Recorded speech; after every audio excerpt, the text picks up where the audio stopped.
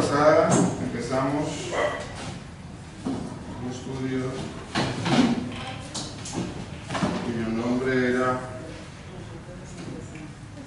La Cena del Señor, un rito. Así fue que nombramos este estudio hace 8 días. ¿Quién recuerda algo que vimos en ese estudio? ¿Nadie? Que con base en ese tema de la cena, pudimos observar que las veces que se menciona con base a la Santa Cena son títulos que colocaron allí que no, en el comienzo no son bíblicos.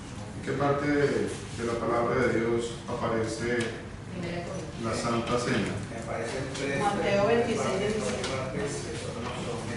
Leámoslo. Y Corintios 11:23. Leámoslo para que entremos en situación.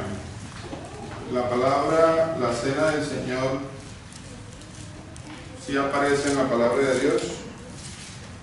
Mejor mi pregunta, ¿aparece en su Biblia? Sí. Sí, aparece en su Biblia. Pero hace parte de las Escrituras o fue adicionado como título. Creo que hace 8 días mi hermana Lisette nos hacía una aclaración acerca de cómo el título de la Cena del Señor sí aparece, pero aparece como algo añadido. ¿Es así o no es así? Sí, cierto, era así, mi hermana Lisette.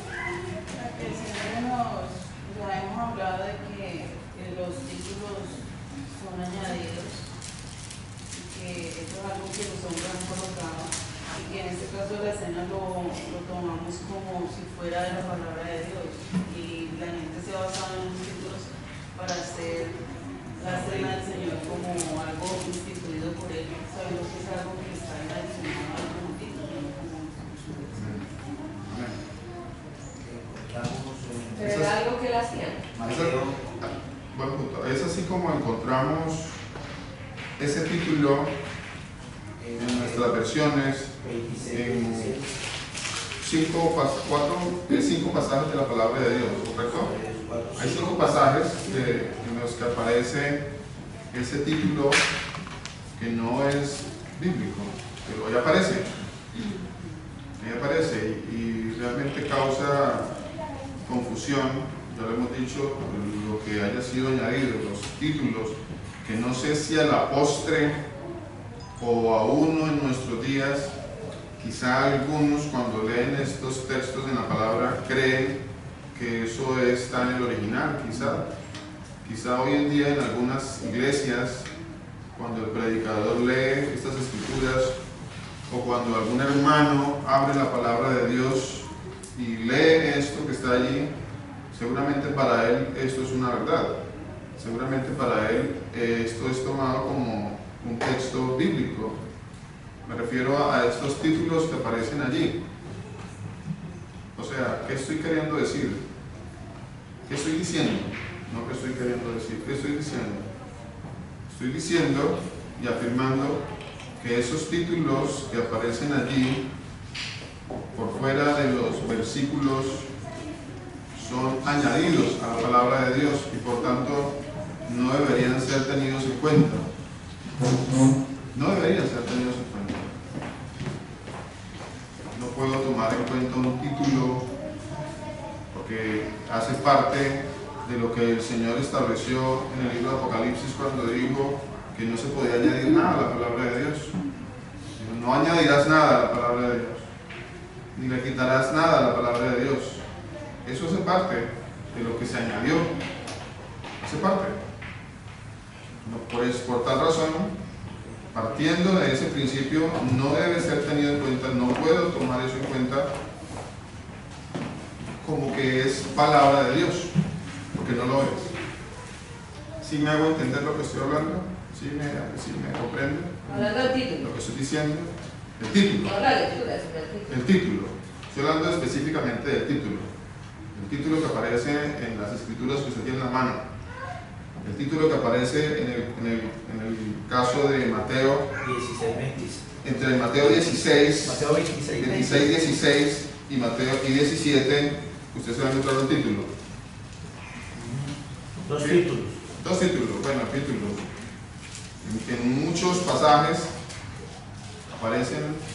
Entonces vemos cómo la palabra de Dios no solamente se dividió en versículos, en capítulos, sino que ahora vamos a ver que también se dividió en títulos o en topics, temas, ¿cierto?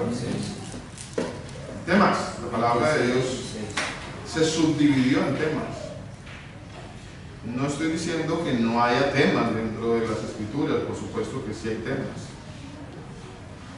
Pero por otro lado, no puedo caer en el error de separar ese tema de los textos que vienen anteriormente y los textos que vienen posteriormente, porque en muchas ocasiones el texto que se estudia tiene que ver con el anterior o con el posterior o con los dos, en muchas ocasiones, no siempre, pero sí en muchas ocasiones. Por eso es importante cada vez que lo leemos todo el contexto, para saber de qué se trata y para no tomar pasajes bíblicos por fuera del contexto en el que fue escrito. Muchas veces cuando yo estudio el contexto, eso me explica realmente de qué se está tratando ese pasaje bíblico. En muchas ocasiones cuando yo quito el contexto o descontextualizo, lo que hago es entrar a dar un significado quizás posiblemente muy diferente al que realmente está ahí. ¿Sí? ¿Me hago entender? ¿Está claro eso? ¿Sí? Bueno, entonces queremos empezar diciendo que no debería estar el título ahí, la cena del Señor, porque de por sí ya me está como llevando, está como Pero es que dice institución, o sea que desde ese día se hace. ¿cómo dice el título? Institución de la cena del Institución. Señor. En el que dice la cena del Señor. Dice la institución. Ahora dice institución, como si fuera algo nuevo que se está estableciendo. ¿Cierto? Y ese es uno de los grandes errores cuando yo quiero entender esto. Porque no se, primero que todo, vuelvo al punto, no existe ese título. Si pudiesen ustedes anularlo, sería fantástico. Anúlenlo. Por otro lado, no puedo decir que se estableció algo que nos dice institución de la cena del Señor. ¿Cómo así? Cuando yo leo pasajes como Mateo 26, como Marcos 14, como Lucas 22, o como Juan capítulo 13 y 1 Corintios 11. y 1 Corintios 11, allí no se está institucionalizando nada, instituyendo Instituyendo o institucionalizando. nada, como si fuera algo nuevo. No, Pastor, aquí no se está instituyendo Nada. nada nuevo. Por tal razón no puedo decir como reza ese título, institución de la cena del Señor. No puede ser, porque lo que está sucediendo ahí no es la cena del Señor. Es un error eso. Primero que todo es un error. Lo que está sucediendo allí no es la cena del Señor. La Pascua. Es la Pascua lo que está sucediendo allí. La celebración. Es la celebración de la Pascua. Por tal razón yo no puedo institucionalizar. Discúlpeme si estoy diciendo algo. O sea que de una u otra manera nos estaban llevando. Instituyendo. Yo no estoy. No es posible que iniciemos una nueva ceremonia en un pasaje que claramente me está diciendo de qué tipo de ceremonia se está tratando allí. ¿y qué es la Pascua, pastor? ¿Cierto? Buena pregunta, mi hermano. Muy buena pregunta. Pastor, prácticamente cuando celebramos nosotros la cena, o sea, tendríamos que entrar como al rito que hacían los judíos, bueno, a la cena que celebraban los judíos, cosa que ni lo uno ni lo otro, porque nosotros no lo hacemos de esa manera. Correcto. Todo tiene un nacimiento allí. Todo va por ese lado. Hermano, muchas gracias. Todo va por ese lado. Definitivamente todo va por ese lado. Es un rito judío, primero que todo. Ahora, usted dirá, nosotros no debemos hacer. usted dirá, ya le contesté, hermano. Usted dirá, ¿es un rito judío o es un rito bíblico? Es un rito bíblico que el Señor instituyó para el pueblo judío. Tenía un propósito, tenía un fin, tenía un tiempo, tenía encerrado un misterio. Y que se cumple cuando Él vuelve. Tenía un cumplimiento. Todas esas cosas hay que tenerlas en cuenta cuando yo quiero entrar a judaizar, como dijo mi hermana. ¿Qué quiere decir con judaizar? ¿Qué será eso de judaizar? Hacer Hacer lo que hacían los judíos. no siendo nosotros dioses. Empezar a traer prácticas del judaísmo antiguo,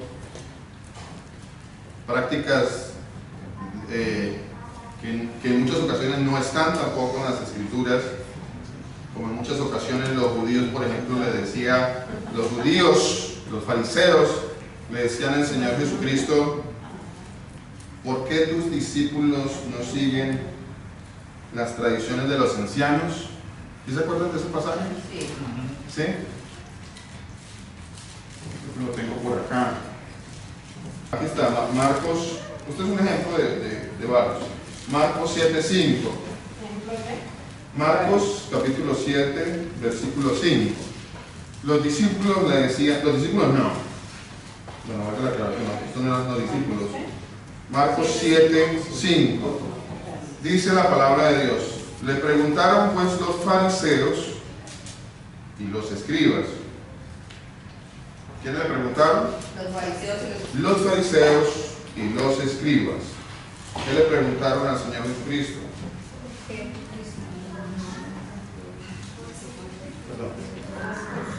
¿Por qué tus discípulos no andan conforme a qué? Ahora, aquí hay una pregunta importante. ¿Por qué tus discípulos? ¿Cuál hubiese sido la pregunta correcta? La pregunta correcta hubiese sido: ¿por qué tus discípulos no andan de acuerdo a la palabra de Dios? Pero no fue esa la pregunta. La pregunta allí fue: ¿por qué tus discípulos no andan conforme a las tradiciones de quién? De los ancianos. ¿Cierto? ¿Qué diferencia es esas dos cosas? Son diferentes. Tradiciones de los ancianos. ¿De cuáles tradiciones hablaba? Cuando dice tradiciones de los ancianos, exactamente hace referencia a que no era algo que estaba instituido en la palabra de Dios, sino que se había convertido en un rito, en una tradición, en algo que siempre se celebraba, algo que siempre se hacía, y que por tal, por haberse hecho repetitivo en el tiempo, prácticamente se convirtió en religiosidad, algo religioso, algo estricto, porque ellos conservaban muchas cosas que eran estrictas, pero no eran bíblicas. De hecho, el Señor Jesucristo dice que cambiaron la verdad de Dios por vuestras tradiciones. Por vuestras tradiciones. Sería más eso que la palabra. Seguían más la tradición, el lavamiento de vasos, y entonces si ellos no se, entonces no se sentían puros. Igual que ocurre hoy en día con religiones como esta de los vecinos que viven aquí, en donde si ellos a ciertas horas del día no van, hacen todo el ritual, lavarse, quitarse los zapatos, subir los pies en el lavamanos, luego lavarse, luego sacar todo su interior, todo su interior, y lo depositan ahí en el lavamanos, y todo esto que hacen no se sienten puros, de lo cual el Señor Jesucristo dijo que limpiáis lo de afuera, limpiáis, Pero que contamina al hombre es lo que pero lo sale. que contamina no es lo que entra, ¿no? Es lo que sale. ¿Qué es lo que contamina? Lo que sangre, el corazón. Las Entonces, ritos, se instituyeron ritos al punto de que el ser humano creyó que eran necesarios para la salvación. Necesarios. Que es en parte esencial, indispensable de la salvación. Ese es un punto muy importante. ¿Será indispensable para la salvación? Valga hacerse la pregunta. ¿Cierto? Mi hermana Yolais hizo una pregunta y yo creo que al finalizar este estudio esa va a ser la respuesta al estudio, ¿no? Su merced hizo una pregunta, ¿me la repite por favor? Entonces, lo que sí quiere decir que si la Santa Cena es un rito, quiere decir que nosotros no debemos hacerlo, porque es un rito. Ok, vamos para allá. Pastor, volvamos a la pregunta de Elena, que es la paz. Bueno, muy buena pregunta. Bien. Muy bien. Pero se me queda dentro del tintero, yo les pido que me lo recuerden. Institución de la Cena del Señor. Que no se me olvide eso. Es muy bueno recordar eso. Entonces, la Pascua. La Pascua. ¿Quién recuerda qué era la Pascua? ¿Cuándo sucedió la Pascua? ¿Qué sucedió en la Pascua? La resurrección del Señor. Cuando el Señor manda las plagas a Egipto, la última plaga que manda es la muerte de los primogénitos. Entonces Él dice que le da la orden a su pueblo de que pinte los dinteles de las puertas, porque esa noche se iba a celebrar la Pascua. Mientras a los primogénitos morían, los primogénitos de Egipto, las personas de Israel, el pueblo de Israel, iba a estar dentro celebrando la Pascua, para que, pues, él decía que para que el heridor no fuera también a matar a los niños de ellos. O sea, ellos lo que iban era consagrarse al Señor en ese día. Entonces ellos celebraron una Pascua que era sacrificar un cordero y lo iban a tomar en familias y iban a estar esa noche con los panes sin levadura y esto tiene, pues, cada cosa tiene su significado. Pero esa era la Pascua, entonces desde ahí quedó instituida la cena, que cada año tenían que celebrar esa fiesta. Ok, gracias. Gracias. Muchas gracias. ¿Alguien más quiere decir algo de la Pascua? La Pascua es algo después de. De hecho, la palabra en el hebreo es pesar. ¿Para qué es pasar? Sí, realmente es eso, pasar, pesar. ¿Qué será eso de pasar, pesar? ¿Quién era el que pasaba? ¿Quién era el que, haciendo referencia a qué? ¿Quién iba a pasar esa noche? el ángel de la muerte. El ángel de la muerte. O sea, Jesús. Que no era el Señor Jesús. Ya les digo por qué. ¿Cómo? ¿No era el Señor Jesús? No, ya les digo por qué. De hecho, el Señor Jesús, esa noche el Señor les dijo que pinten los dinteles, maten un cordero, inviten al vecino y cómanse el cordero, todo el cordero, ¿cierto? Hácenlo, desangrenlo y pinten el dintel de la puerta. Cuando usted pinta el dintel de la puerta, entonces todo eso tenía un significado. Recuerden que todas las cosas que sucedieron, todo lo que sucedió, los rituales, todo tenía un significado espiritual y hacia allá es que nosotros debemos mirar. El gran problema de nosotros es que nosotros nos quedamos en el rito, nos quedamos en la celebración, pero no vemos el significado, cuál era el fin, el propósito realmente de eso que estaba sucediendo allí. ¿Qué estaba sucediendo allí? ¿Cuál era el propósito de eso? ¿Por qué el Señor instituyó esa Pascua? ¿Qué sucedió? Entonces, Tiene que ver con la sangre que se puso en la sangre que se puso, el significado era que esa sangre es la que nos limpia de todo pecado y de tal manera que de la muerte. De la muerte. Porque el que no tuviera esa Era un sangre, cordero sin mancha. Moría. el que no tuviera esa sangre, Por ahí pasaba esa moría el noche primogénito. el ángel de la muerte y mataba a los primogénitos. Correcto.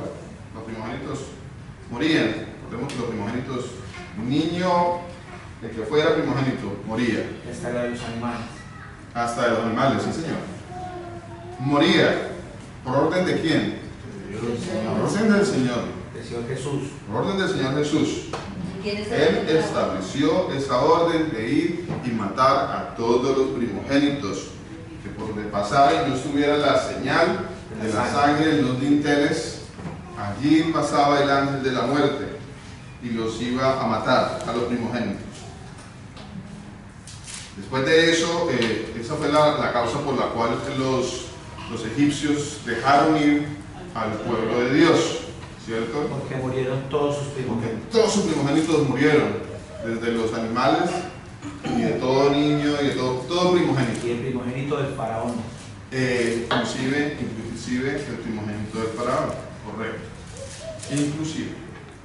Entonces la Pascua se vino a celebrar, a institucionalizarse como una celebración De ese paso. que tuvo todo que ver con eso, y el mismo Señor Jesucristo estableció cuándo se debería de celebrar esa Pascua. El cuándo. El cuándo es muy importante. El cuándo es muy importante. ¿Por qué es muy importante? Porque las cosas que el Señor estableció, Él las estableció dentro de un orden. Él las estableció dentro de unos términos, dentro de unos días, y todo fue establecido por Él. No aparece la mano del hombre diciendo qué día se debería celebrar o qué día no se debería celebrar. Por ningún lado aparece la mano del hombre. Todo lo estableció el Señor. Y se hará de esta manera. Leamos algunos pasajes que hablan sobre eso. Sobre se dice que el ángel de la muerte No era el Señor. Bueno, leamos entonces unos pasajes. No, leamos primero sobre la Pascua y luego leemos unos pasajes sobre el ángel destructor o el ángel de la muerte. ¿Vale? Ya lo leemos. Le adelanto algo. Ustedes, y hemos leído muchas veces, que el Señor creó a alguien para destruir. ¿Quién recuerda eso? El Señor dijo, yo creé al destructor para el diamante. para destruir. Pero aquí la palabra de Dios en el Éxodo capítulo 13, 15 dice: y endureciéndose Faraón para dejarlos ir, el Señor hizo morir en la tierra de Egipto a todo primogénito, desde el primogénito humano hasta el primogénito de la bestia. Claro, porque Sí, mandó señor. al destructor. Claro, igual que pasó en Job. ¿A quién se le atribuyó todo lo que pasó en Job? Al Señor. ¿Quién lo hizo? El Señor. El Señor ¿Cierto? O sea, ¿quién lo hizo? Porque la Biblia, la palabra de Dios establece claramente que Él hace todo. que lo hizo fue el Señor. Dijo, Que dice fue el Señor porque mandó la orden. pero detrás de bambalinas, el Señor nos muestra a quién mandó para que lo hiciera. A la serpiente. ¿Cierto? Claro. Eso es claro. ¿A quién mandó? Pues Él mandó a la serpiente no se fue porque tiene libre albedrío, hizo lo que quería hacer y entonces ella me manda sola. No, ella no me manda sola. Ella no me manda sola, ella obedece. Ella obedece totalmente, ella no hace nada en contra de lo que Dios manda, no puede hacer nada. Ella obedece lo que Dios manda. Fue creado para eso. Fue creada para eso. Cuando nosotros escuchamos pasajes como, a ver si leemos este pasaje que dice, Isaías 54, 16. Dice Isaías 54, 16. Vamos. He aquí que yo hice al herrero que sopla las ascuas en el fuego y que saca la herramienta para su obra, y yo he creado al destructor para destruir. Correcto. Allí no está hablando de Satanás, y aquí hay algo muy importante que a mí me gusta hacer claridad. Porque ahí no dice Satanás. Y si ahí no dice Satanás, pues a mí me cuesta decir que es Satanás. Porque no lo dice. No lo dice. No dice Satanás. ¿Dice Satanás? No. Dice que él creó un ángel destruidor para destruir. O sea, también tiene mucho ¿Cierto? título.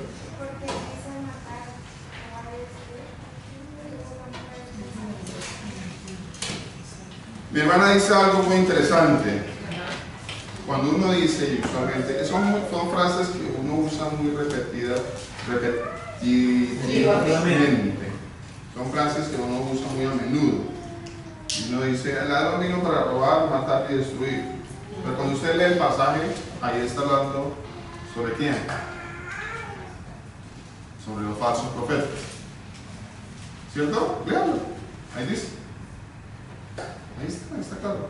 No estoy diciendo que Satanás no lo haga, pero sí estoy diciendo que en ese pasaje hace referencia a los falsos profetas. ¿Sí o no? ¿Sí? Léalo. Léalo.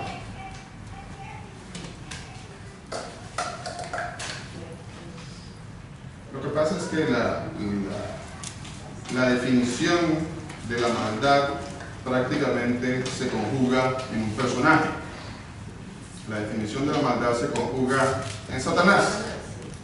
Y por supuesto que Satanás vino para robar, matar y destruir. Eso no, a nadie le cabe duda que Satanás quiere matar, quiere robar y quiere destruir. Eso no cabe duda a nadie. Hace parte de su fin, de su propósito. Pero en ese pasaje, por ejemplo, que toca mi hermana Alison, ¿de quién está hablando allí? Juan 10:10. ¿Está Juan 10:10? Juan 10:10. El ladrón no viene sino para hurtar y matar y destruir. Y si lee antes de eso, ¿de quién está hablando? No puede Jesús a decirles de cierto digo que yo soy la puerta de las ovejas. El ladrón, el extraño. Todos los que antes de mí vinieron, ladrones son y Son salvadores. ladrones. ¿Quiénes vinieron antes de él? No Los falsos. cogieron las ovejas, yo soy la puerta. Los falsos, que por supuesto tienen jefe también, ¿no? Pero todos los falsos vinieron para robar, matar y destruir. Yo amplío más el concepto porque la Biblia me lo permite. La palabra de Dios me permite ampliar más esa parte del pasaje de la palabra de Dios. Al igual, mire, al igual yo les puedo dar otro ejemplo. Déjame ver si lo encuentro acá. Vea, estos ejemplos son muy importantes, son muy buenos, porque nos muestran que nosotros en muchas ocasiones mantenemos la tradición de la interpretación. Nos hemos quedado en la tradición de la interpretación bíblica. Y por eso el Señor dice, escudriña. Por eso en muchas ocasiones el Señor dice, lo que sabes, no lo sabes como deberías de saberlo. Entonces yo digo, no, pero yo ya me sé el ABC de la palabra de Dios. Ya me sé la trivia de la hermana Alison. Ya estoy bien. Ya con eso significa que ya me las sé todas. Pero no las sabemos todas. Cada vez que amamos la palabra de Dios aprendemos más y más y más. Les voy a dar otro ejemplo para que queden un poquito más pensativos con respecto a que necesitamos escudriñar más la palabra y no seguir la tradición de la interpretación. No se quede con la tradición de la interpretación. Por eso el Señor decía no nos quedemos. que este libro no es de interpretación personal. Así es.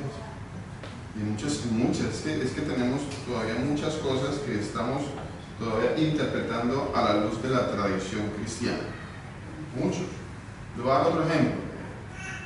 ¿Quién no ha leído este pasaje de Juan capítulo 12? ¿Quién no lo ha leído? ¿Y quién no le ha atribuido ese pasaje a Satanás? Pues yo le voy a leer y usted va a mirar en la palabra de Dios si allí se le está atribuyendo a Satanás lo que está pasando en ese preciso momento. Para que nos demos cuenta de que no. Juan capítulo 12, versículo, vamos a leer desde el 27. Del 27 al 33. 33. Perdón. Esto solo lo vemos por la gracia del Señor para que entendamos que hay muchas cosas que nos pasamos de largo y que las interpretamos a la luz de otros intérpretes de la palabra de Dios. Mire, dice así la palabra de Dios. Ahora está turbada mi alma. ¿Y qué diré? Padre, sálvame ahora. Pero para esto he llegado hasta ahora. Padre, glorifica tu nombre. Entonces vino una voz del cielo, lo he glorificado y lo glorificaré otra vez. Y la multitud que estaba allí y había oído la voz decía que había sido un trueno. Otros decían, un ángel le ha hablado. Un ángel le ha hablado. Respondió Jesús y dijo, esta voz no ha venido, esta voz por causa mía. O sea, no era para él, sino por causa de vosotros. Versículo 31, aquí es donde quiero que ustedes lo lean con lupa. Lo lean con lupa y la respuesta está en el versículo 33. La respuesta está en el versículo 33. Lo que pasa es que, miren, lo que hemos dicho muchas veces, se han creado historietas, fábulas, cuentos alrededor, por ejemplo, de Satanás. Alrededor de Satanás se han creado historias, toda una historia, todo un cuento, todo un mito. Pero nosotros no podemos decir nada más de lo que está escrito ahí. Versículo 31 dice, ojo, ahora es el juicio de este mundo. Ahora el príncipe de este mundo será echado fuera. ¿De quién está hablando ahí el Señor? Jesús. ¿Quién dijo Satanás? Hermano. ¿Quién más? Mi hermana dijo del mismo. ¿Quién más? Pastor, supuestamente él está hablando de él mismo, ¿cierto? Sí, porque dice que el príncipe de este mundo, dice que él vino a hacer juicio. O sea que tendría que ser él mismo el que está hablando ahí. Jesús. pensaba que era Satanás. Es Jesús. Ok.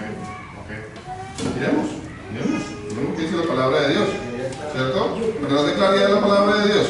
Y vea, para que miremos algo muy importante, es que cuando usted dice la palabra príncipe, usted automáticamente piensa de que él es un súbdito de alguien, ¿cierto?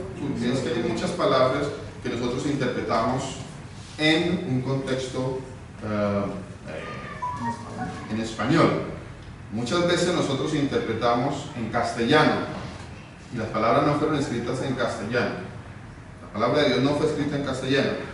Que aquí diga príncipe no significa que hay un rey por encima de él. No. En muchas ocasiones, no pocas, en muchas ocasiones cuando dice príncipe habla de un principal, del primero, del único, en muchas ocasiones, de él mismo, ¿cierto? No está diciendo príncipe que dice que hay un rey por encima de él, debe ser apenas el hijo del rey, un príncipe. No, está hablando de un príncipe, un principal. Mesías, príncipe. ¿Cierto? El Mesías, príncipe. Amén. Entonces, hay que empezar a entender esas cosas desde el punto de la interpretación bíblica original, correcta. Dice, ahora es el juicio de este mundo. Ahora el príncipe de este mundo será echado fuera. Y vean qué cosa tan curiosa, que ahí entre el versículo 27 y el versículo 26 hay un título. ¿Sí ves el título que está ahí? Que no es habla de Satanás el título, por lo menos a ver si el que lo hizo habla de Satanás. No, dice. O sea que alguien ahí también lo estaba interpretando, porque ese título es una interpretación de lo que viene. Ahora es el juicio de este mundo, ahora el príncipe de este mundo será echado fuera. O sea, iban a echar fuera a alguien. Y estaba establecido el juicio de este mundo por cuanto iban a echar al príncipe de este mundo fuera. Y dice, yo cuando sea levantado de la tierra, a todos atraeré a mí mismo. Ojo, versículo 33, ahí lo dice claramente, de quién está hablando. ¿De quién está hablando ese pasaje? El versículo 33 dice, esto decía dando a entender de qué muerte iba a morir. El texto estaba hablando de él mismo y de qué muerte iba a morir. No estaba hablando de ningún Satanás. Estaba diciendo que iban a dejar a Dios de un lado. Estaba diciendo que iban a sacar al único Dios verdadero, lo iban a echar de este mundo. Eso es lo que estaba diciendo la palabra de Dios. De hecho lo dice ahí textualmente. Porque como solamente nosotros nos quedamos en el mito de Satanás y ese lo sumamos a otro pasaje que por allá interpretamos también mal y otro por allá y armamos todo un mito, una mitología alrededor de Satanás. Pero ahí en ese pasaje no está hablando de Satanás. aunque la tradición dice que sí. Pero ustedes lo están leyendo. ¿Sí lo entendieron o a alguien le quedó duda al respecto? Pastor, ¿podemos leer Juan 16:11? Sí, señor. Estos pasajes que estamos leyendo es importantísimo para que entendamos que no necesariamente la tradición de la interpretación bíblica está correcta. No necesariamente. Esto nos está llevando a entender que necesitamos leer, interpretar correctamente, pedirle al Señor que nos dé luz sobre esta palabra de Dios. Así mismo como estábamos ahorita hablando sobre el ángel destructor. ¿Qué hermano que nos iba a leer? Juan 11 dice, 16:11, perdón, dice, desde el 9 dice, de pecado por cuanto no creen en mí, dice, de justicia, Correcto. por cuanto voy al Padre y no me veréis más, dice, y de juicio por cuanto el príncipe de este mundo ya ha sido juzgado. O sea que lo estaban juzgando a él mismo en ese momento, A él lo estaban y él está aclarando ahí que él fue el que fue juzgado por el príncipe de este mundo. Se va a aclarar un poquito más el versículo que... Amén. Sí, Lo señor. confundimos con el príncipe de la potestad de la... Sí, señor. Porque es que lo que hay que entender también, pastor, es que los tiempos del Señor no son los mismos tiempos de nosotros. Sí, señor. Porque muchas veces él por lo menos dice, en Juan 13, dice, por cuanto ustedes son míos, por cuanto yo los amé, los he amado hasta el fin. O sea, él dice que ya los amó desde antes y que los amó hasta el fin, ¿cierto? O sea, él ya supuso que él está allá al final. Y es lo mismo que está haciendo aquí. Él está dando por cuenta ya que eso ya pasó, que el juicio que ellos estaban haciendo en ese momento ya había sucedido. Y dice, ya fue juzgado. Amén. Amén. Gracias, mi hermano. Muchas gracias. Entonces, no siempre, importante, no siempre que habla del príncipe está hablando de Satanás. ¿Vale? No siempre, ni siempre está hablando de Jesús. Pero si leemos el pasaje nos damos cuenta de quién se estaba hablando. Hermano. Fue voluntad del Señor Jesús que el diablo lo tentara. ¿Que el diablo qué, hermano? Lo tentara. Sí. Que el diablo tentara, claro, todo es voluntad del Señor, hermana. Todo. Es cierto, para hacer tentado. Todo. Mire, dice, hay una,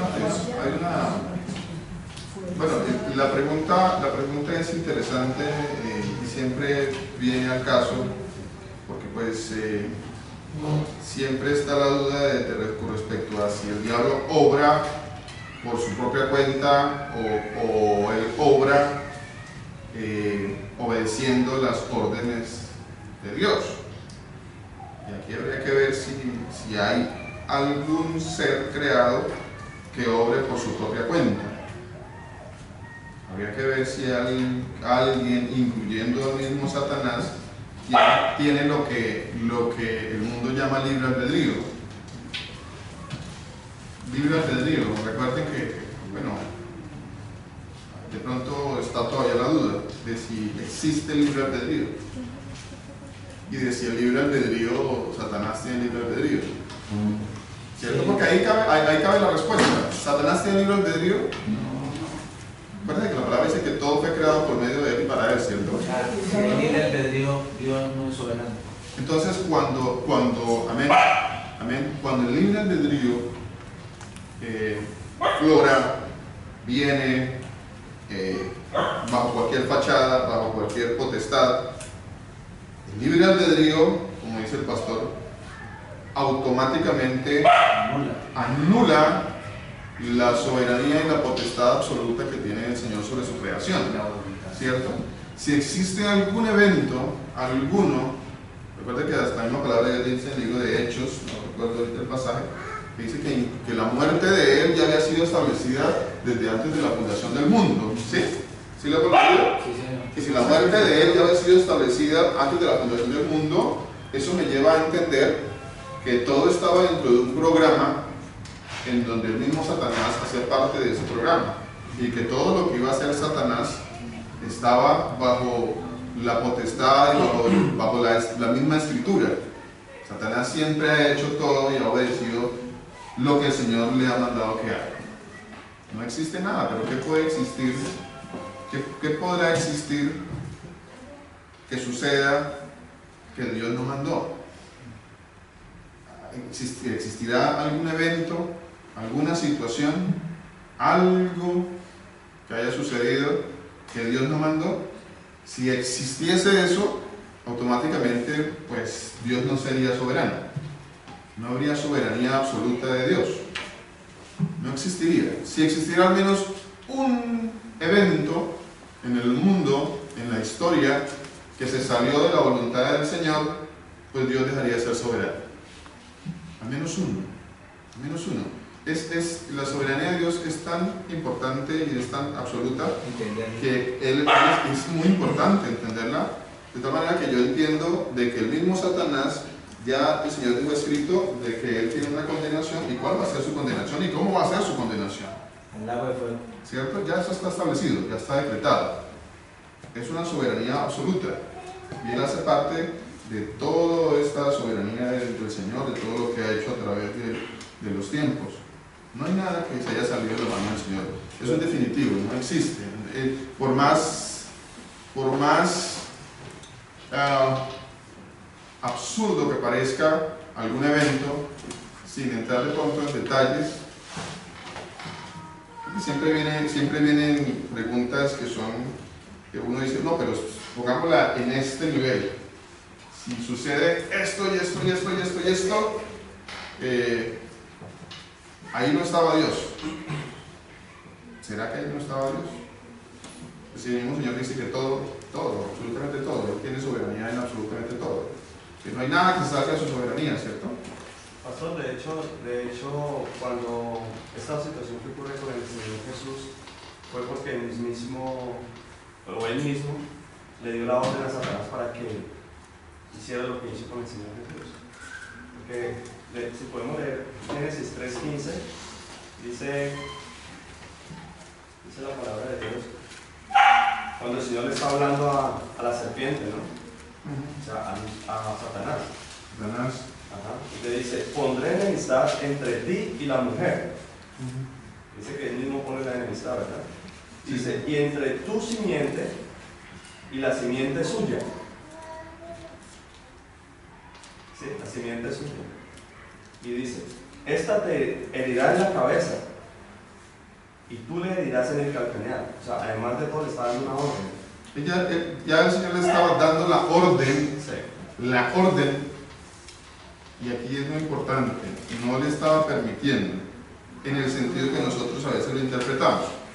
Y nosotros a veces interpretamos y le damos esa interpretación a la palabra de Dios. Y decimos, no, ahí lo que estaba era permitiendo, o sea, no, pues, me quedan muchas dudas cuando viene esa frase de estaba permitiendo.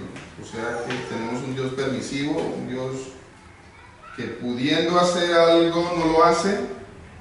Sí, eso es en otras palabras lo que estamos diciendo. Un Dios que pudiendo tener el control no lo quiere tener. Eso es más o menos lo que estamos queriendo decir cuando digo, no, es que Dios ahí lo permitió. No puede ser, no puede ser. O sea, la permisividad de Dios, el permiso que Dios da es una orden. Es una orden. No es un permiso en el sentido de haga lo que quiera. Verá qué hace. Y eso lo podemos confirmar. No. Si podemos leer Juan 13:18.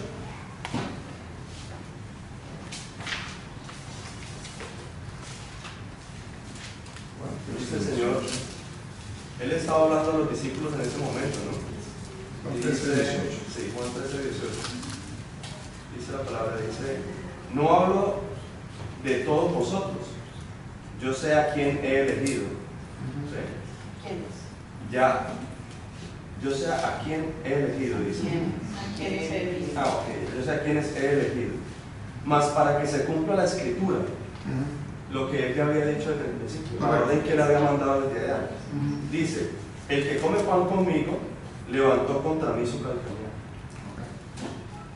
Se salió de la voluntad, de la soberanía, del decreto de Dios. O sea, Dios lo había decretado. De hecho, él mismo hace referencia y dice, eso ya estaba escrito. Para que no nos quede la menor duda de que fue decretado. No No es que Dios lo permitió en el sentido de que a veces yo lo quiero interpretar, no. Estaba decretado, estaba escrito y tenía que cumplirse porque Dios lo mandó. Y Dios mandó que viniera Judas y que Judas hiciera lo que hizo porque el Señor ya lo había decretado, ya lo había ordenado. Ordenado, es un decreto, es una orden, no es una permisividad que denota una carencia de soberanía de parte de Dios. No, cuando yo trato de usar esos términos, de cierta manera estoy diluyendo y disminuyendo la soberanía absoluta que tiene el Señor sobre su creación. No puede, no es posible.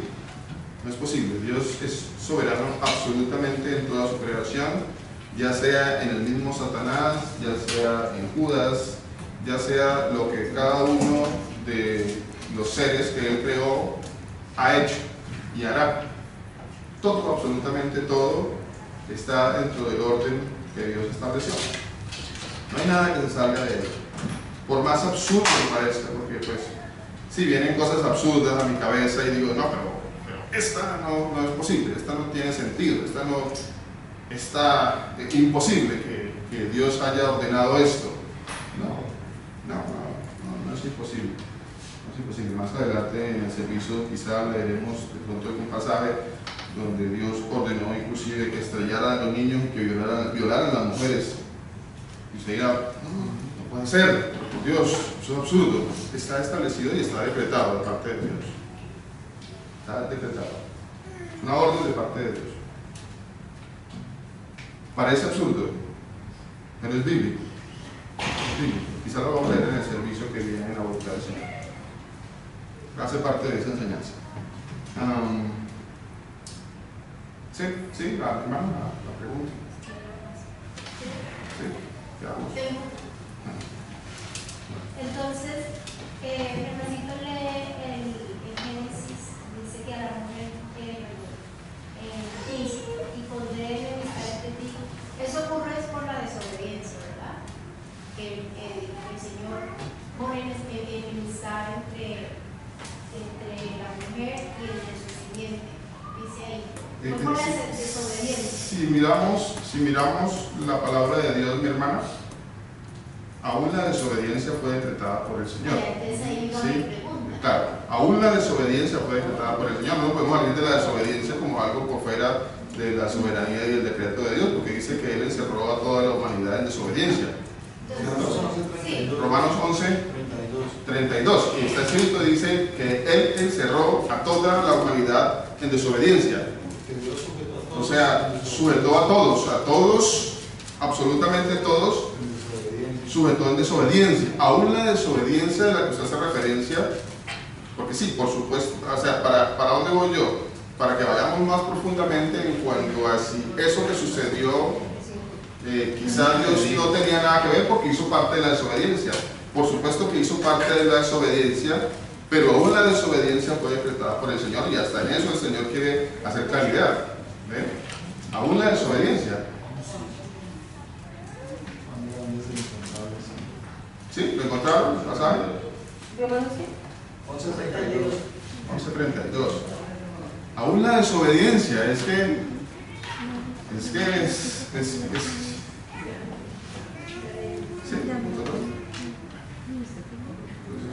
importante que esto nos dé paz, nos dé tranquilidad con respecto a ese Dios tan inmensamente grande que hace todas las cosas y yo tan chico que no sé absolutamente nada.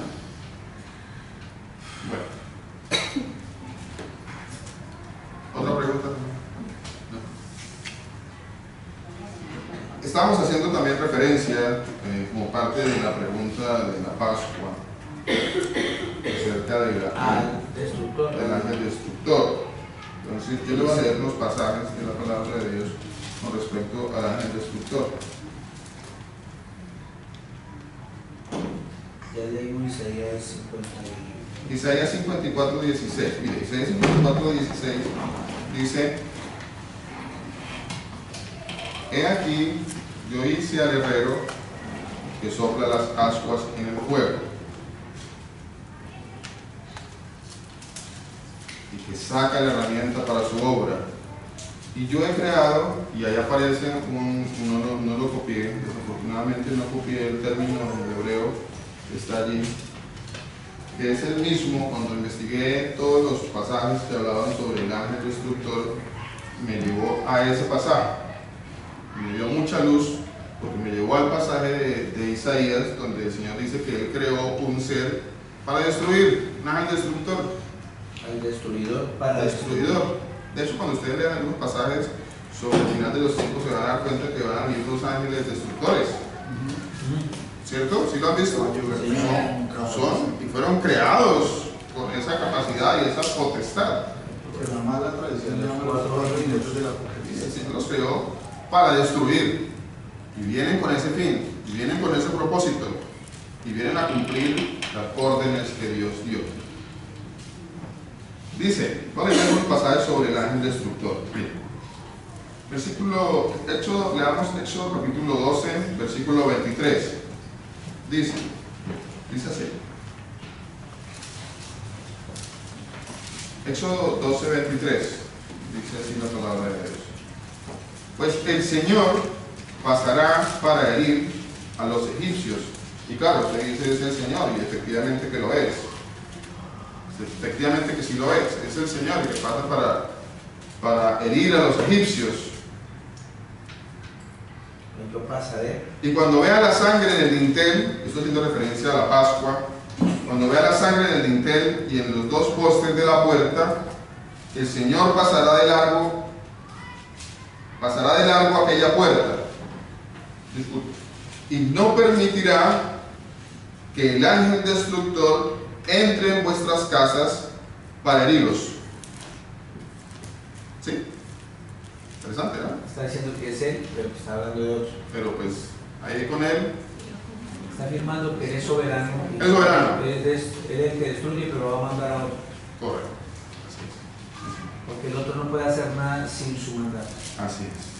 Y no permitirá que el ángel destructor entre en vuestras casas para heriros. Y ahí no iba con él Satanás. Porque no dice que iba Satanás. No era Satanás. El que iba con él ahí para destruir no era Satanás. No era Satanás. Sí, pero mira, después vamos a leer todo ese pasaje, por favor. Es fácil. ¿El de Éxodo? Sí, ese estamos leyendo. Que dice que él es lo mismo que te hemos venido diciendo, o la palabra viene diciendo, como lo dejó. ¿Sí?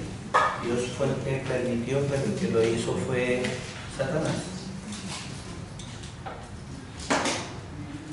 Dice. De hecho, cuando el pastor dice que es lo mismo que aparece en Job, recuerde que cuando todo esto sucedió, Job, ¿qué dijo Job? Recibiremos de Dios el bien y el mal no recibiremos. En ese momento. Y no debemos resucitar. Y el Señor, ¿qué dijo el Señor de eso que acababa de decir Job? Dijo, en todo eso que dijo Job, no pecó. O sea, no dijo mentira. ¿En cuanto a qué? A que mata y es la vida. En cuanto a que Él es el que mata, Él es el que ordena, en cuanto a que todo eso que Él recibió, en cuanto a que usted recibirá el bien pero el mal no, de parte de Dios, porque ahí dice de parte de Dios. Claro. Recibiremos el bien y el mal no recibiremos. Bendito sea el nombre del Señor. Entonces, y dice el Señor, y en todo eso no pecó Job. O sea, en todo eso que dijo Job, no dijo mentiras. No le atribuyó ninguna mentira. Digo, ¿sí? Pastor, pero sí, Pastor, sí. perdón, y ahí sigue, ahí mismo en ese Éxodo se establece esa Pascua. Sí, señor. Ahí mismo se establece la fiesta de la Pascua. Sí, señor. Por el Señor estaba ahí. De hecho, Éxodo 12 Sí, dice para es la Pascua. Entonces, qué curioso que aquí dice institución de la Pascua y luego aquí en Mateo 26. No, dice institución de la cena y lo que se está hablando es de la Pascua. No, en Éxodo 12. ¿Qué dice en Éxodo 12 en el título? De Éxodo 12. Dice institución de la Pascua, ¿cierto? Dice la Pascua. Dice institución de la Pascua. Y cuando está en Mateo 26, que el Señor está celebrando la Pascua, entonces el que escribe dice institución de la cena del Señor. No, ahí se estaba celebrando la Pascua, ahí no se estaba instituyendo Pero ninguna más tarde dice cena del Señor. para vosotros y vuestros hijos para siempre. Es eterna. ¿Qué cosa? Mire lo que dice acá, ¿Qué cosa? 1 Corintios 5:7. 7. Sí, señora, ¿qué cosa? El pasaje que estábamos leyendo, Éxodo 12, 23 y 24. El 24 dice: guardaréis esto por estatuto para vosotros y para vuestros hijos para siempre. Pero es que el pastor dijo algo muy importante, Mire que que es el cuándo, y eso está en Mateo 26, 29, que dice que cuándo se debe hacer eso, cuándo podemos, Mateo 26, 29. Que haga estas cosas vivirá por ellas, dice la ley. Pastor Pablo, es un versículo que contesta la pregunta de Milena. Bueno, Dice así. vamos a ir por partecitas. Sí, entendí. El pasaje que su merced va a leer Contesta la con respecto a la pregunta que hace. Milena. Ok. Perdón, Que pastor. dice que la Pascua es para siempre, ¿cierto? Ok. Entonces dice. Todavía no hemos leído otros pasajes pero sígueme, nada, tranquila, sí. Dice 1 Corintios 5, 7. Limpiados pues de la vieja levadura para que seáis nueva masa, sin levadura como sois. Porque nuestra Pascua, que es Cristo, ya fue crucificada por nosotros. Es que eso es para siempre. La Pascua de nosotros es Jesucristo, que va a ser eterno. En nosotros. Entonces mi hermana me adelantó algo muy importante, indispensable, básico, es realmente, y lo vamos a volver a leer porque eso toca leerlo también más adelante cuando sigamos leyendo este pasaje, cómo ese pasaje nos va a dar esa luz con respecto a esa Pascua eterna, porque es que salta la pregunta, alguien hizo una pregunta sobre si esto era eterno lo que había que hacer, era por siempre, esa celebración. Y por supuesto que sí es por siempre, porque es que la Pascua, como dice la palabra de Dios, nuestra Pascua es eterna, nuestra Pascua es Cristo, dice la palabra de Dios. Luego el cumplimiento de eso eterno, el cumplimiento de lo eterno, o de cuando la palabra dice que algo es eterno, hay que mirarlo no en la carne, porque el problema de mirar las cosas en la carne nos lleva, pues mire, si eso fuera eterno, en el sentido carnal que nosotros lo vemos, pues no tendría que haber destrucción de la tierra, ¿cierto? Porque en el momento en que se va a destruir la tierra, eso que parecía eterno en la carne dejaría de serlo. ¿Sí me entendieron lo que digo? Sí. Pero es eterno por cuanto es espiritual y es eterno por cuanto continúa en el reino del Señor. Y por eso es eterno, porque nada es eterno en la carne, absolutamente nada. Todo lo que sea eterno y todo lo que se constituya en una ordenanza de Dios eterna, esa eternidad es espiritual, porque no hay nada eterno en la carne. No hay nada eterno en la carne. Mateo 26, 29 amplía un poco más eso, y es que una vez también va respondiéndole a mi hermana Gladys sobre, entre comillas, la cena, porque ahí está hablando de la Pascua del Señor, que se hizo por medio de una cena, pero no está institucionalizada en una cena. Mateo 26, 29 dice: y os digo que desde ahora no beberé más de este fruto de la vid hasta aquel día en que lo beba nuevo con vosotros en el reino de mi Padre. Hay una cena de las bodas del Cordero. Sí, señor. ¿Sí la han leído, no? Que invito y no quisiera. La cena de las bodas del Cordero. O sea, el Señor Jesús va a pasar de esta última cena, de esta cena del Señor que se llama Que se hizo en la Pascua, que se celebró el día de la Pascua, que se estaba celebrando la Pascua del Señor, y que eso hacía parte del viejo, del antiguo pacto, porque es que el nuevo pacto y el antiguo pacto tienen un punto de quiebre, tienen un punto en donde se separan. ¿Cuándo se separan? En la muerte del Señor Jesús. amén, y la resurrección. Mientras el Señor Jesús estaba viviendo, eso hizo parte del viejo pacto. La ley y los profetas fueron hasta Hasta que Él, ahí se dividió este nuevo pacto, entra en vigencia después de la muerte y la resurrección del Señor Jesucristo. Amén. Allá empieza el nuevo pacto. Aún podríamos decir, sin temor a equivocarnos, que muchas de las cosas, o en su mayoría, lo que aparece en los evangelios hace parte del viejo pacto. Porque aún no había muerto el Señor Jesús. O sea, todo eso que estaba sucediendo y está sucediendo en la ley hizo parte del antiguo pacto, del viejo pacto. Luego viene el nuevo pacto. en lo que explica Hebreos capítulo 9 sobre el nuevo pacto. Bueno, ¿nos un poquito? No.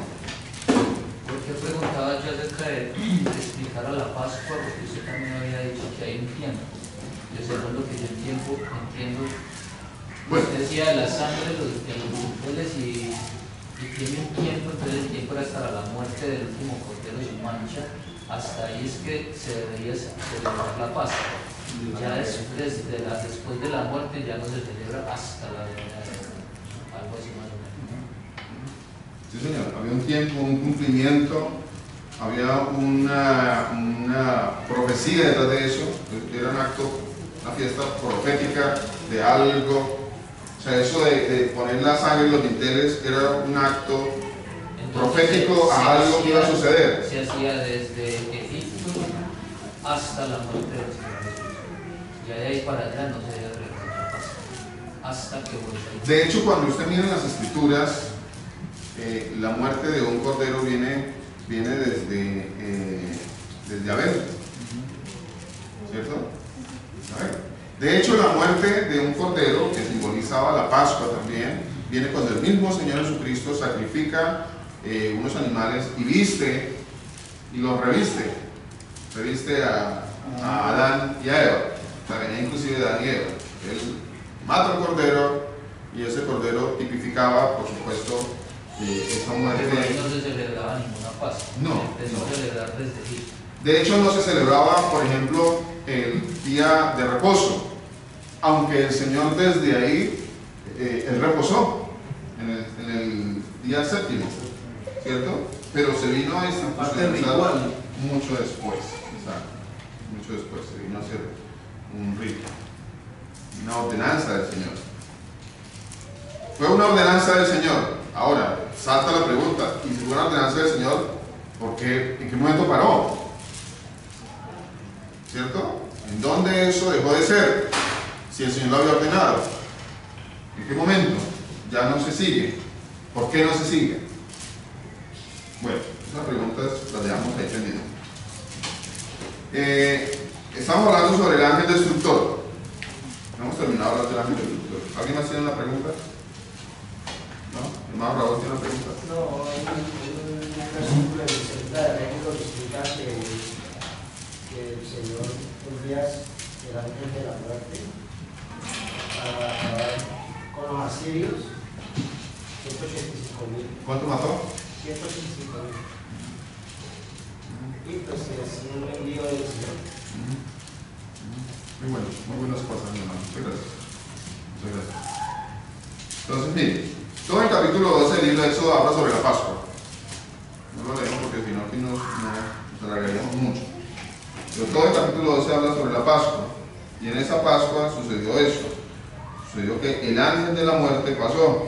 El ángel destructor pasó. Hizo algo.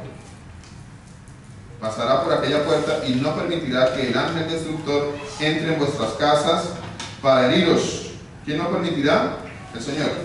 El Señor no va a permitir que el ángel destructor. En Éxodo 12:23. Éxodo 12:23.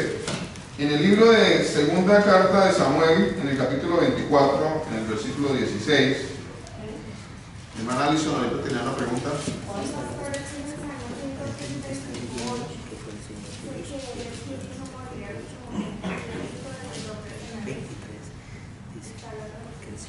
El Señor, ¿cierto? O sea que ¿a quién se le atribuye? ¿A quién se le atribuye todas las cosas? A Él, ¿cierto? ¿A nadie más? ¿A nadie más?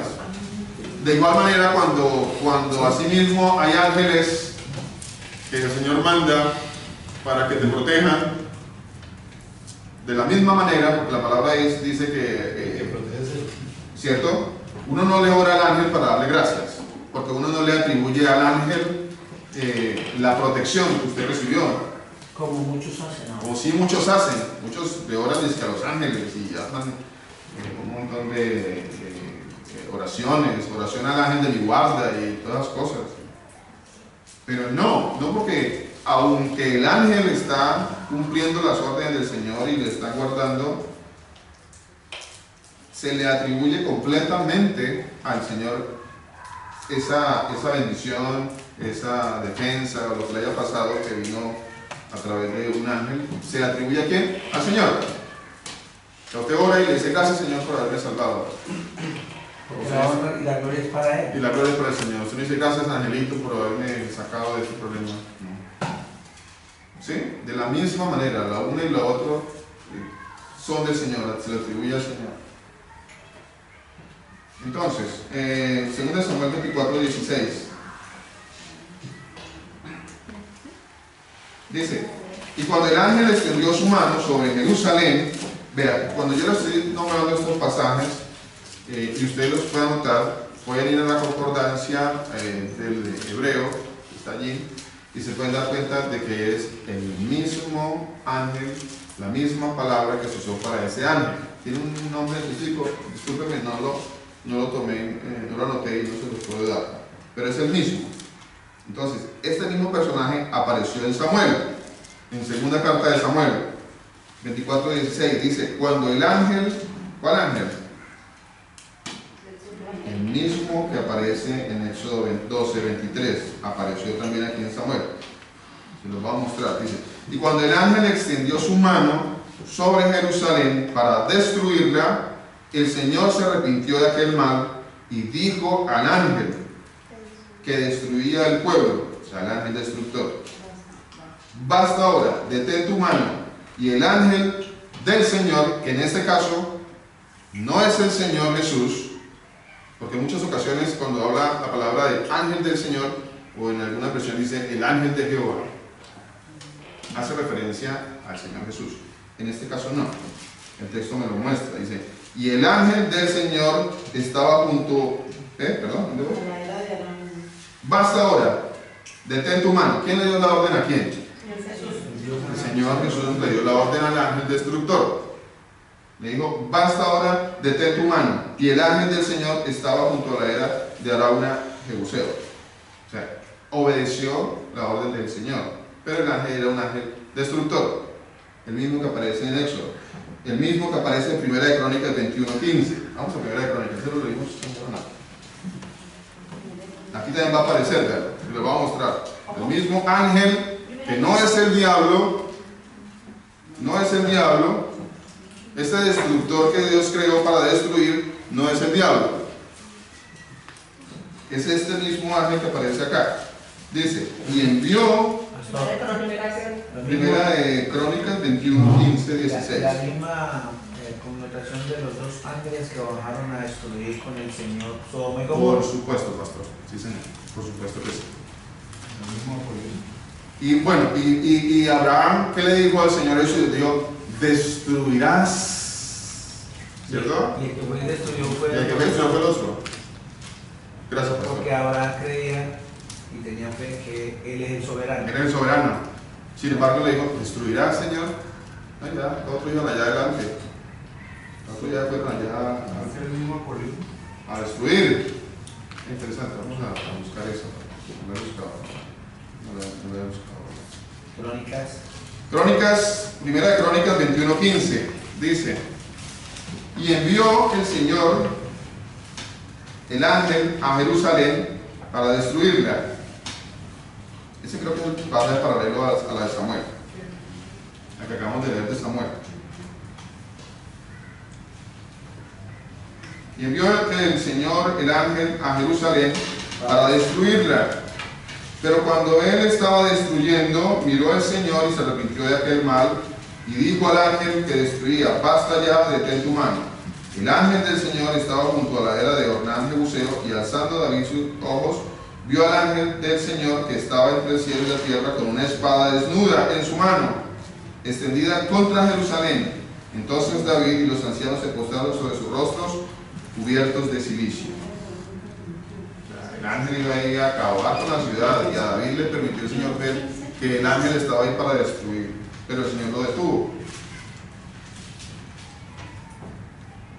Vamos a las escrituras del Nuevo Pacto, 1 Corintios 10:10. Primera carta a los Corintios 10:10.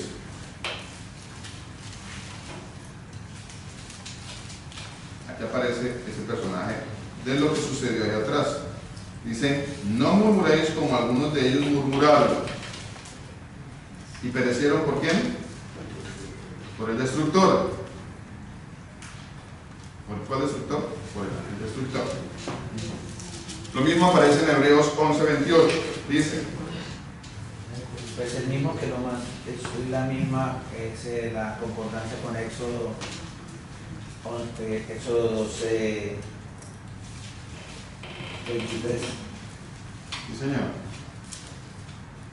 Hebreos 11:28 dice, por la fe, Ahí está hablando de Moisés. está hablando de Moisés, ¿no? Está hablando de Moisés. Dice, por la fe celebró la Pascua y la aspersión de la sangre, para que el que destruía a los primogénitos no los tocase a ellos. Y ahí si miran la concordancia, lo manda a Éxodo 12, Lo manda a eso. 23, donde dice, porque el Señor pasará hiriendo a los egipcios, y cuando vea la sangre del dintel en los dos postes, pasará el Señor a aquella puerta, y no dejará entrar al heridor en vuestras casas para herir. Amén. Amén. Pasará el Señor y no dejará pasar. ¿Sí ve? Por esa razón no es el Señor el No es el Señor el ángel destructor. Por eso espero que les haya quedado claro esa parte. ¿Sí? Yo pensaba que eso todo eso que Satanás.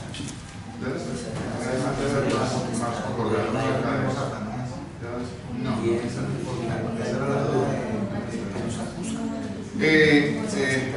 ¿Tiene alguien alguna pregunta hasta ahora, hasta el momento? ¿No? ¿No hay duda? ¿Preguntas? Sí, pastor. Entonces, que no celebramos la cena. Todavía estamos en la enseñanza de lo que dice mi hermana Yolares también. Si celebramos la cena o no celebramos la cena. Ya que todo esto tiene que ver, ¿no? Muchísimo. Todo esto tiene que ver mucho. Es la base. Es la base. Hay que edificar sobre una buena base para que entendamos bien. La pregunta sobre la Pascua. Entonces, la Pascua. Que la Pascua era lo que se estaba celebrando o lo que estaba celebrando el Señor Jesucristo allá en Mateo, en Marcos, en Lucas y en Juan, y en primera carta de los Corintios en el capítulo 11. Lo que se estaba celebrando era la Pascua. La Pascua del Señor. La Pascua del Señor. Hay un pasaje en el libro de la primera carta de los Corintios en el capítulo 11 que dice, y cuando lo, ¿cómo dice? Y cuando lo, las veces que la celebréis, dice, La comieres y la bebieres. pero dice y las veces, haciendo referencia a, Todas las veces. y todas las veces, ok, listo, ahí, y todas las veces. Le bebieres. Entonces, todas las veces, cuando Pablo estaba haciendo referencia, él automáticamente los llevó a ellos, los transportó a el momento cuando el Señor estaba celebrando la Pascua. Él los llevó allá, por lo que estaban ellos haciendo en ese momento en esa iglesia, en la iglesia a los Corintios. Él los lleva a ese momento. Ahora, se han dicho muchas cosas alrededor de esa primera carta de los Corintios y muchas de ellas han sido interpretaciones personales, definitivamente. Muchas de ellas, en su mayoría. Por ejemplo, cuando dice, y las veces, ¿cómo dice mi hermana? Y todas las veces que todas las veces, entonces ve, todas las veces se constituyó en un libre albedrío para Todas las iglesias. para las iglesias, para los ministros, para los pastores. Se convirtió en un libre albedrío. ¿Por qué se convirtió en un libre albedrío? Porque entonces uno dice, no, nosotros celebramos cada 8 días. El otro dice, no, yo hago cada mes. El otro dice, no, yo. El primer sábado de cada mes. El otro, no, yo lo hago el sábado porque me toca que caiga con Shabbat. Y el otro dice, no, yo lo hago. Hay iglesias que permiten tomar la cena sin ser bautizados. Otras iglesias tienen que estar bautizados. Ya ponen reglas. Y hay unas que celebran la cena para salvar. Pastor, con respecto a lo que usted decía de Corintios, eso es cierto. O sea, Pablo lo que estaba haciendo era una represión, una exhortación a todo el desorden y todo lo que estaban haciendo ellos, la forma como estaban tomando la cena. Por eso él dice, están tomando la cena indignamente, era clara esa situación. Entonces él dice, por lo menos en la forma como desordenadamente la estaban haciendo, por lo menos eso lo podemos ver en Hebreos 10, cuando él dice, cuando la palabra de Dios dice, porque la ley, teniendo la sombra de los bienes venideros, dice, no la imagen de las cosas, nunca puede ser por los mismos sacrificios que se ofrecen continuamente cada año a ser perfectos a los que se acercan. Ellos creían que por tomar y hacer la cena cada vez, entonces ellos iban a hacer ese sacrificio y iban a ser, ¿cómo se dice? Perfectos, ¿no? Entonces, en el 11, dice, y ciertamente todo sacerdote está día tras día ministrando y ofreciendo muchas veces los mismos sacrificios que nunca pueden quitar los pecados, dice. Entonces él aclara por qué, ¿cierto? Y dice, pero Cristo, habiendo ofrecido una sola vez para siempre un solo sacrificio por los pecados, se sentó a la diestra de Dios. Dice, de aquí en adelante, esperando hasta que sus enemigos sean puestos por estrado a sus pies, porque con una sola ofrenda hizo perfectos para siempre a todos, a los sacrificados, a los santificados. Entonces, bueno, eso ya nos da mucha luz. Este pasaje nos sigue dando más luz. No, su pasaje nos da más luz. Entonces viene por allá la iglesia tradicional y dice, no, es que nosotros lo celebramos todos los días. O sea, cada uno hace como quiere. Cada uno se inventó su rito, o el rito se lo inventó uno y los demás lo acomodaron. Y cada uno como que buscó darle un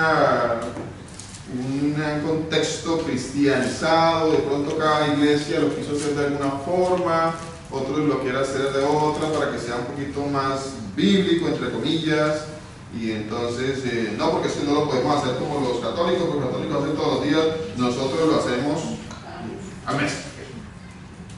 Y nosotros no podemos, el católico hace una hostia, y entonces ellos tienen al dios hostia, pero nosotros no tenemos dios hostia, nosotros vamos a hacer otro tipo de rito. Pan tinkiri. Pan tinkiri, pan de aquí de esta zona que supuestamente no tiene levadura, y juguito de uva. Nosotros lo hacemos mejor que ellos. A ellos no le dan ni vino. Nosotros sí tomamos vino, juguito. Todas las cositas las vamos a ir aclarando. Porque bueno, las veces que la hagáis, dice, las veces que la hagáis, vean, las veces que la hagáis, no era cuando se celebraba la Pascua, que era lo que estaba haciendo el Señor Jesús cuando se reunió con los discípulos, que era lo que el apóstol Pablo los transportó a ellos allá, él los transportó a la celebración de la Pascua, él los llevó a la celebración de la Pascua. La Pascua era un rito. Cuando digo rito, no necesariamente es algo malo. No necesariamente es algo malo, porque hay muchos ritos que el Señor sí estableció. Y él, de hecho, lo dice. Él dice celebrarás este rito. Sí. Sí, él lo dice. Sí, eso está en Éxodo 12:25. Dice, Éxodo 12, sí señor, dice, cuando entréis a la tierra que el Señor os dará, como ha prometido, guardaréis este rito. ¿Ve? Éxodo 12:25. Ahora, no todos los ritos son malos. Si violentan la palabra de Dios, sí. Aunque, cuando entra el ser humano y mete la mano en todo eso, todo lo daña. Nosotros todos lo dañamos. No son malos los que han sido establecidos por el Señor. Cuando viene el hombre a hacer sus propios ritos, ahí es donde... El hombre mete la mano y arma un rito y todo lo daña, y entonces a cambiar la estructura que el Señor estableció. Y bueno, no quiero adelantar un poquito más a eso, pero por ejemplo, el rito quiere decir rito. La palabra rito viene del hebreo aboda. ¿A qué le suena eso? Una boda, abodar, al final con H. a boda, de donde seguramente, pienso yo, La boda del Cordero. corta inteligencia, que suena como a boda eso, ¿cierto? Una boda. ¿Y la qué es una boda? Pues es un rito, es una celebración, de hecho eso significa la palabra rito, celebración, ordenanza, estatuto, servicio, trabajo de cualquier tipo. Pues eso significa un rito. ¿Hay ritos que Dios estableció? Sí, hay ritos que Dios estableció. Pues dejamos hasta ahí, para no cansarlos, y dentro de 8 días continuamos. ¿Sí? ¿Preguntas? ¿Dudas? Pastor, ¿podemos celebrar la cena? ¿Aclaraciones?